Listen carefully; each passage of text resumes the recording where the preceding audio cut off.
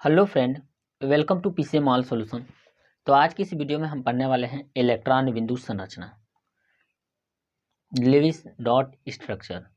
तो दोस्तों आज की इसके बारे में हम सीखेंगे। ये बहुत ज़्यादा इंपॉर्टेंट है हाई स्कूल 11th 12th के लिए और अदर कंपटीशन के लिए भी बहुत ज़्यादा इम्पॉर्टेंट है।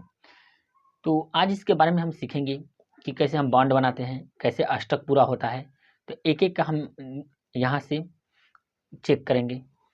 सबसे पहले इसमें देखेंगे कि जो बाहरी कक्ष में जितने इलेक्ट्रॉन होते हैं वही क्या होते हैं, बैलेंस इलेक्ट्रॉन होते हैं। तो ये आपके लिए बहुत ज़्यादा इंपॉर्टेंट है। यदि और इसको अच्छे से जानना है तो इसका इलेक्ट्रॉनिक विन्यास आपको पता होना चाहिए। यदि नहीं पता है तो आप प्लेलिस्ट में जाके इलेक्ट्रॉनिक विन्यास आसानी तरीके से देख सकते हैं। सबसे पहले हम देखेंगे हाइड्रोजन का जो बैलेंस इलेक्ट्रॉन होता है ये 1 होता है। ऑक्सीजन का जो बैलेंस इलेक्ट्रॉन होता है ये 6 होता है। हिंदी में हम बोलते हैं वाह्यतम कक्ष। बाहरी कक्ष में कितने इलेक्ट्रॉन होते हैं? 6। अब देखेंगे यहाँ से कार्बन की बैलेंस इलेक्ट्रॉन 4 होती है, क्लोरीन की बैलेंस इलेक्ट्रॉन 7 होती है, सल्फर की बैलेंस इलेक्ट्रॉन 6 होती है, फ्लोरीन की बैलेंस इलेक्ट्रॉन 7 होती है। तो आज इसी पर हम क्या करेंगे, जो स्ट्रक्चर बनाएंगे ये यहाँ से हम क्या करेंगे देखेंगे। सबसे पहले हम देखेंगे यहाँ से कार्बन डाइऑक्साइड का हमको लेविस डॉट स्ट्रक्चर यानी इलेक्ट्रॉन बिंदु संरचना हमको बनाना है। तो हम यहाँ पे लिखेंगे इलेक्ट्रॉन बिंदु संरचना। इलेक्ट्रॉन बिंदु संरचना बनाने के लिए आपको ये बाह्यतम कक्ष में कितने इलेक्ट्रॉन है ये पता होना चाहिए। अब देखेंगे दोस्तों, ये क्रॉस होता है, ये डॉट होता है। तो एक हम क्या करेंगे क्रॉस से, दूसरा हम क्या करेंगे डॉट से। अब यहाँ से देखेंगे CO2 में जो सेंट्रल मेटल आयन है C। अब हम C को क्या पे लिखेंगे बीच में, और फिर यहाँ पे ऑक्सीजन और यहाँ पे भी ऑक्सीजन हम लगाएंगे ये। अब कार्बन के बाह्यतम कक्ष में कितने इलेक्ट्रॉन है? 4। तो हम यहाँ पे 4 लगाएंगे। अब ऑक्सीजन के बाह्यतम कक्ष में कितने इलेक्ट्रॉन है? 6। तो यहाँ पे देखेंगे 1 2 3 4 5 6। ये इसी तरह से यहाँ पे देखेंगे 1 2 3 4 5 ये 6। अब कार्बन के बाह्यतम कक्ष में कितने इलेक्ट्रॉन होते हैं? Balance electron 4। तो यहाँ से दे देगा 1 2 3 4। और फिर यहाँ से देखेंगे जो कार्बन का हमारा बनेगा यहाँ से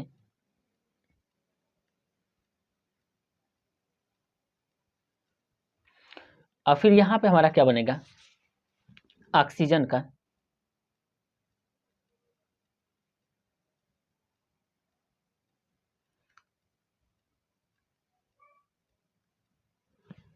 ये अब यहाँ से बना 2 2 4 2 6 2 8, ये ऑक्सीजन का अष्टक पूरा हो गया।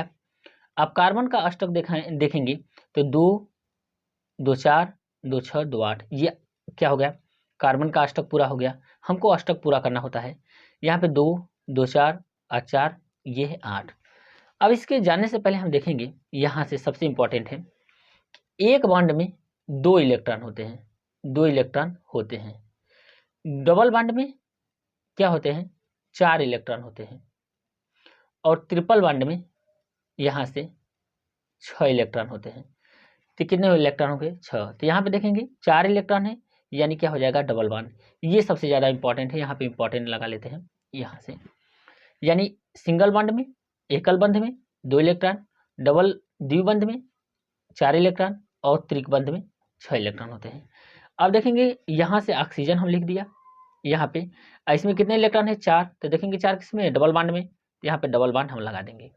फिर कार्बन लिख देंगे।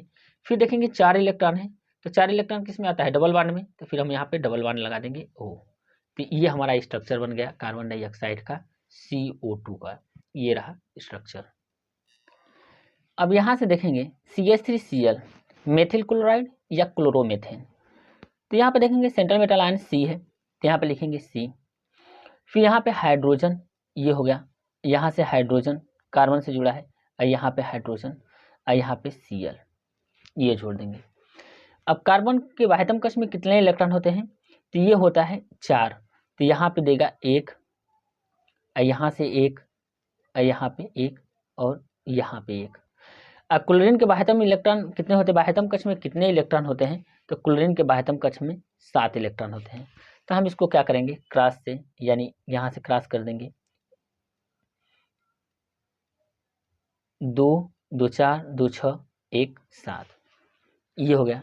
अब हाइड्रोजन के बाह्यतम कक्ष में कितने इलेक्ट्रॉन होते हैं, तो ये एक होता है, तो यहाँ से एक, एक और फिर यहाँ पे एक। अब हाइड्रोजन जो होता है ये किसके पास जाएगा, हीलियम के, तो हीलियम की रूप लेगा, क्योंकि हीलियम जो होता है अक्रिय गैस होता है, तो ये स्टेबिलिटी गेन करने के लिए क्या करेगा, इसको हीलियम के पास हीलियम की जैसा स्थायित्व ग्रहण करना पड़ेगा। तो यहाँ से ये क्या करेगा, ड्यूप्लेट इसको बोलते हैं। तो ये हमारा यहाँ से देखेंगे तो ये हाइड्रोजन क्या कर देगा, यहाँ से बॉन्ड बना लेगा। ये हाइड्रोजन हमारा क्या करेगा, यहाँ से बॉन्ड बना लेगा। ये हाइड्रोजन हमारा यहाँ से बॉन्ड बना लेगा। फिर उसके बाद हम देखेंगे कि 2 2 4 2 6 और 2 8, ये क्लोरीन हमारा क्या करेगा, यहाँ से अष्टक पूरा कर लेगा। लेकिन हम देखेंगे ये कार्बन है, तो कार्बन हमारा क्या कम करेगा। अब कार्बन यहाँ से क्या, यहाँ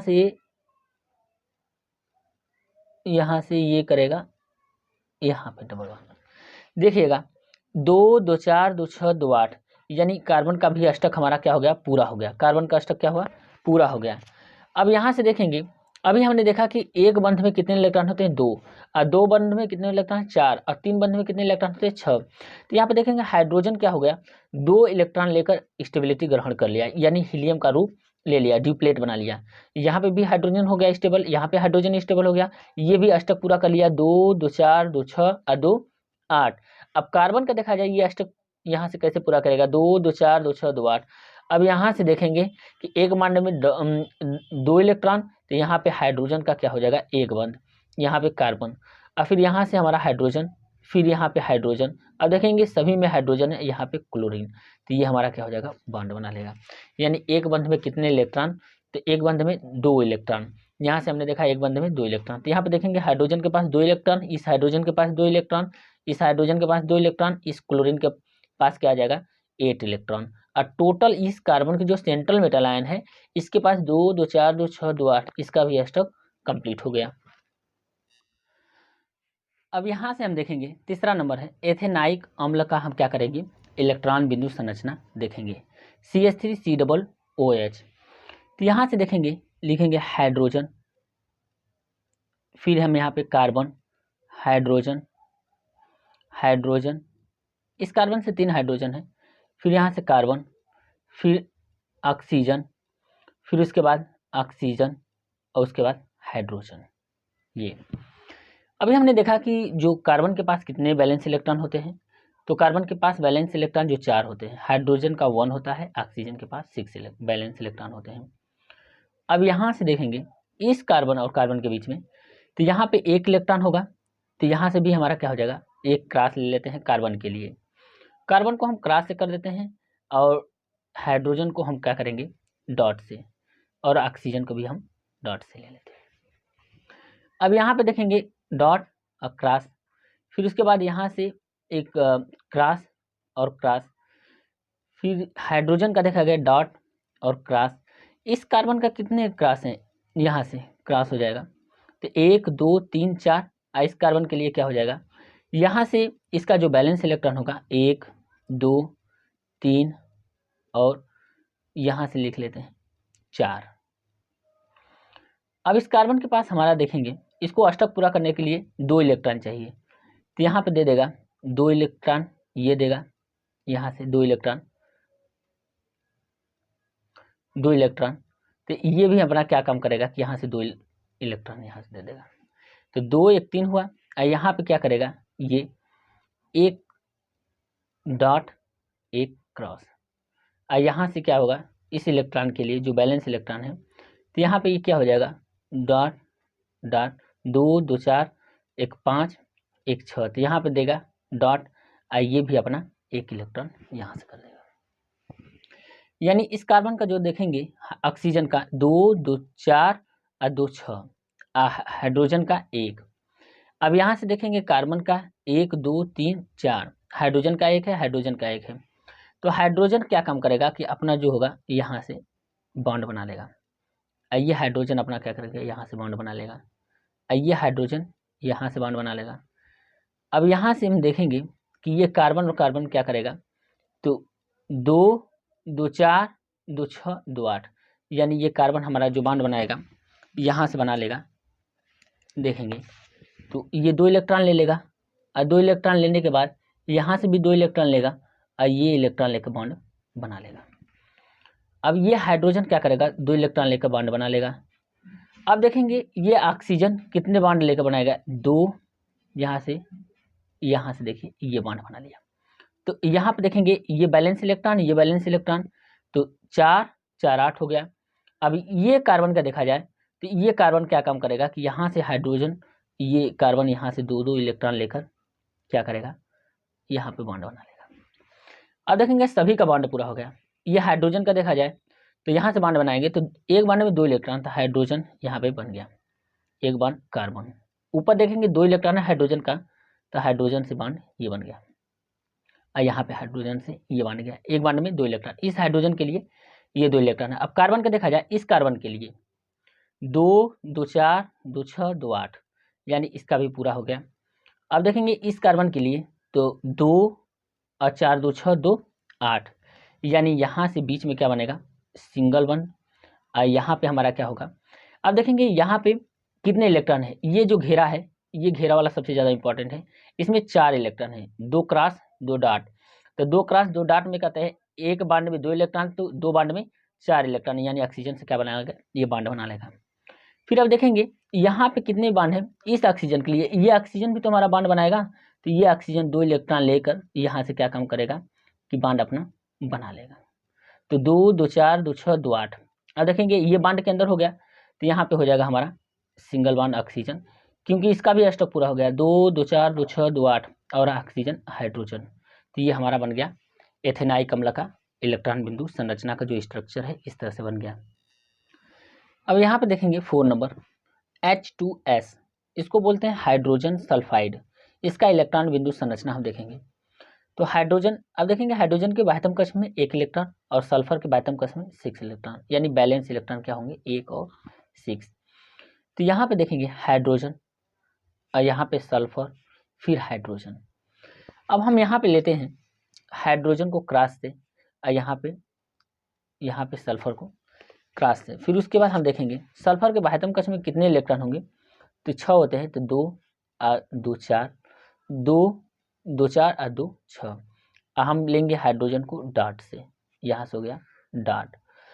अब देखेंगे ये हाइड्रोजन हमारा क्या काम करेगा कि यहाँ पे 2 इलेक्ट्रॉन लेकर स्टेबल हो जाएगा, ये ड्यूप्लेट बना लेगा। और ये भी 2 इलेक्ट्रॉन लेकर क्या काम करेगा कि ड्यूप्लेट बना लेगा, यानी स्टेबल हो जाएगा। अब सल्फर क्या काम करेगा कि 8 इलेक्ट्रॉन लेकर अपना क्या करेगा, अष्टक पूरा कर लेगा। तो यहाँ से क्या काम करेगा कि 1 इलेक्ट्रॉन यहाँ से ले लेगा। अब देखिएगा सल्फर के, देखिए बाह्यतम कक्ष में कितना जो सल्फर का है जो बैलेंस इलेक्ट्रॉन देखेंगे 2 2 4 2 6 2 8, इक्वल शेयरिंग ऑफ इलेक्ट्रॉन। ये 1 देगा तो ये भी 1 देगा, ये 2 देगा तो ये भी 2 देगा, अष्टक पूरा करने के लिए। अब हाइड्रोजन का देखेंगे तो 2 इलेक्ट्रॉन, इस हाइड्रोजन का 2 इलेक्ट्रॉन।